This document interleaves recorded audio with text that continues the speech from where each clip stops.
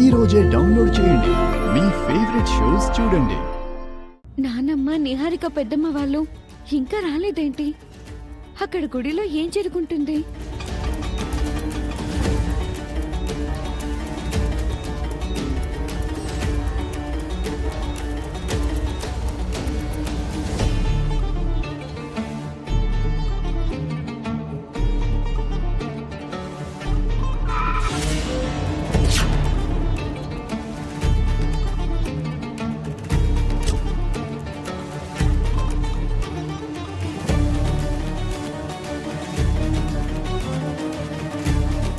అనుమానమే లేదు, నా గురించి తెలిసిపోయింది.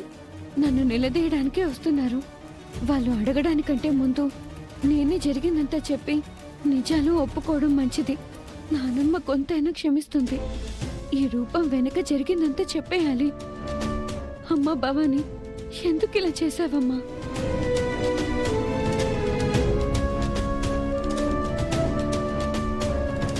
గుడికి వెళ్ళారు కదా, అక్షయ్ గురించి ఏమైనా తెలిసిందా? తెలిసింది, అంతా తెలిసింది.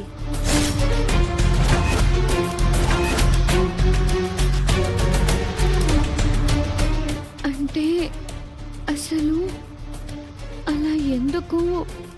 అక్షయవన్నీ అబద్ధాలని తెలిసింది. అవని అక్షయలు కలిసి నాటకాలు ఆడుతున్నారని తెలిసింది. అక్కడ ఏం జరిగిందంటే,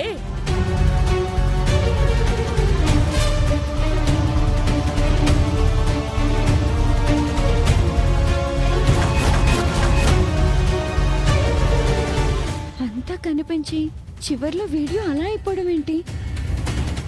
ఎటువంటి ఆధారము దొరకకుండా అయిపోయింది.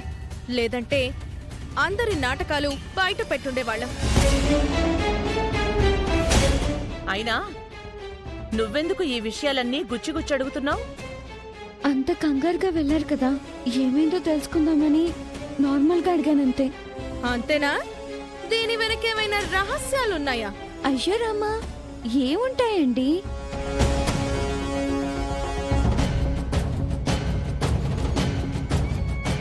అమ్మయ్యా, నేను తొందరపడి నిజం బయట పెట్టేయలేదు. అవని, ఇక్కడే ఉండిపోయావే? పనుందని బయటికి బయలుదేరావు కదా, అప్పుడే వచ్చేసావేంటి? బయలుదేరిన సమయంలో ఓ నిజం తెలిసింది. ఆ నిజం వలన నా కూతురు గురించి బయటపడుతుందని ఎంతో ఆశతో వెళ్ళాను.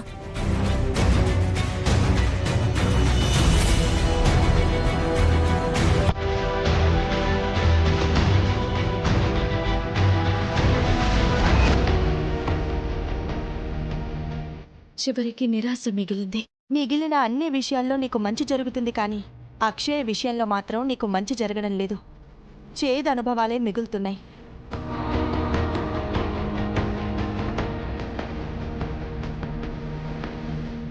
అక్షయ్ ఇంతకు ముందు నిన్ను చాలాసార్లు కలిసిందని చెప్పావు కదా.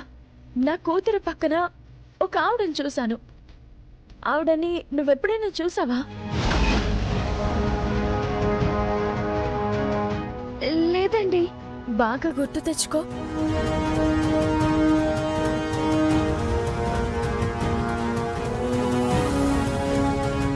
ఆమె అక్షయ్తో చాలా చనువుగా ఉంది. చూడడానికి ఆమెది అమ్మవారి రూపం. ఆమె అమ్మవారికి నాలాగే పరమ భక్తురాలు. పేరు భవాని. గుర్తొచ్చిందా? లేదండి, నేనెప్పుడు ఆవిడ్ని చూడలేదు. మీరేం కంగారు పడకండి. పుట్టినరోజు నాటికల్లా అక్షయ్ వస్తుందని చెప్పాను కదా. అక్షయ్ తన మాటను నిలబెట్టుకుంటుంది. అప్పటి వరకు ఈ తల్లి మనసుకి ఎదురు చూసే ఓపిక నశిస్తుందమ్మా. ఎప్పుడెప్పుడు నా బిడ్డని చూస్తానా అన్నట్టుగా ఉంది. అందుకే ఈలోపు ఆవిడ గురించి నా ప్రయత్నం చేస్తాను. రా.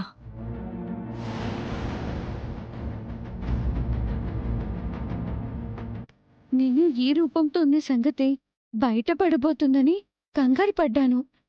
అంత దూరం తీసుకుని వెళ్ళి పవిత్ర స్నానం దగ్గర నేను బయటపడకుండా చేసావా తల్లి?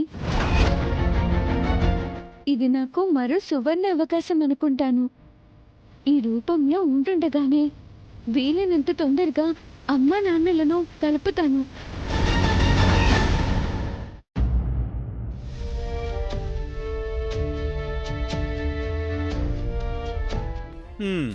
ఈ అత్యవసర సమావేశానికి కారణం ఏంటి అత్తయ్య గారు? నిన్ను కుటుంబంలోంచి బహిష్కరించడానికి అయింటుంది. అది జరిగితే పీడ వదులుతుంది. అలా అనుకుంటే ఇంటి నుంచి బయటికి పంపించవలసిన వాళ్ళల్లో నాది 4వ నెంబర్ అవుతుంది. ముందు ముగ్గురెవరో? కృష్ణ గారు, నిహారిక గారు, ఇదిగో ఈ శౌర్య. అంతేనా రాజుగారు? ఆ, దీని పేరు మర్చిపోయాను. ఇది కూడా. ముందు నిన్ను పైకి పంపించాలి. ఆ, వీళ్ళతో కూడాక నువ్వు కూడా అలాగే తయారయ్యావులే. ఇంకా ఆపండి మీ గోల. వేద, నువ్వేం చెప్పాలనుకుంటున్నావో అది చెప్పు. ఈ ఇంట్లోకైతే వచ్చాం గాని సరైన సదుపాయాలు లేవు. తినడానికి, వండుకోవడానికి కావలసిన సరుకులు లేవు. పూట గడవాలంటే అవన్నీ మనకి కావాలి కదా, అందుకు డబ్బులు కావాలి. ఏముంది అత్తయ్య గారు, ఇటువంటి సమయంలోనే మనం సమయస్ఫూర్తితో ఆలోచించాలి. నా దగ్గర మంచి ప్లాన్ ఉంది, చెప్పమంటారా? ముందు నువ్వు చెప్పిచావు, మంచిదా కాదో నేను తర్వాత చెప్పి తగలాడతాం. ప్రభుత్వ పథకాల్ని శుభ్రంగా వాడుకుందాం. యో, ఏందయ్యా నువ్వు చెప్పేదే? అత్తయ్య మామయ్యలు వృద్ధాప్య పెన్షన్లకు అప్లై చేసుకుంటారు. నేను నా పెళ్ళాం ఆసరా పెన్షన్లకు అప్లై చేసుకుంటాను. పనులు లేనివారు నిరుద్యోగ భృతికి అప్లై చేసుకుంటారు. పిల్లలేమో అమ్మ ఒడికి అప్లై చేసుకుంటే అయిపోయింది.